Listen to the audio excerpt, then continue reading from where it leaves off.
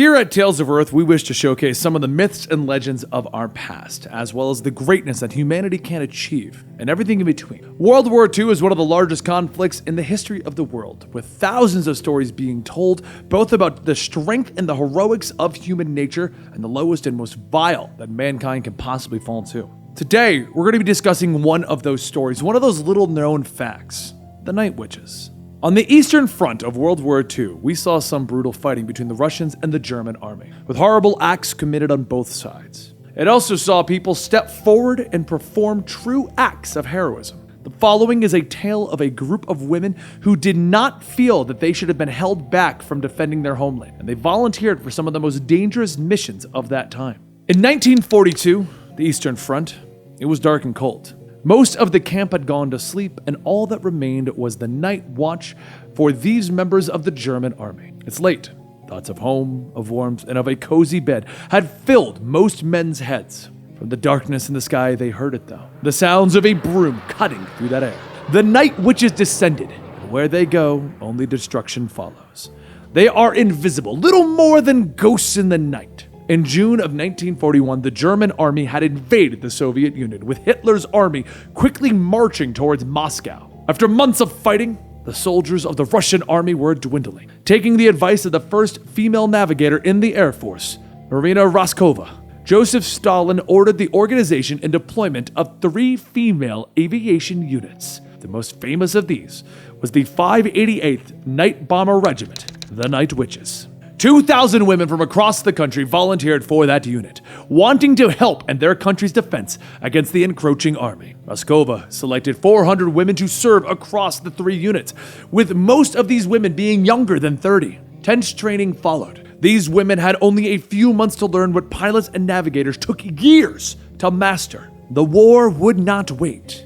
In 1942, on June 28th, the Night Witches completed their first run, bombing the headquarters of the German army's advance into Russia. Even though they were probably one of the Soviet Union's most valuable air assets, the witches were looked down upon as little girls fighting in a war. They were given hand-me-down single-prop engine, plywood, and canvas planes that were never meant for war. These 2-seaters were so light that they could only allow for carrying 2 bombs at a time. The engines were so weak that the witches couldn't even bring along little things like bullets or even armor to protect themselves. They had no electronics, meaning that the witches had to navigate by compass, maps, and flashlights. To have any effect, they would travel in packs, returning to the base several times to rearm and rebomb their targets. Yet what made them so fragile was also what made them so deadly. Because the planes were so small, they did not show up on German radar. And with a single engine, they didn't appear on infrared either. No radios meant that the witches couldn't speak with each other, instead relying upon signaling with flashlights. But this also meant that the German radio locators were useless. On their approach, they would cut their engines and glide into the range of their target. The only warning that the Germans had was the sound of a broomstick flying through the air, which is how the Night Witches earned their name. The single engine also gave them a very slow flight speed, allowing them to outmaneuver German fighter planes who couldn't slow down enough to hit them.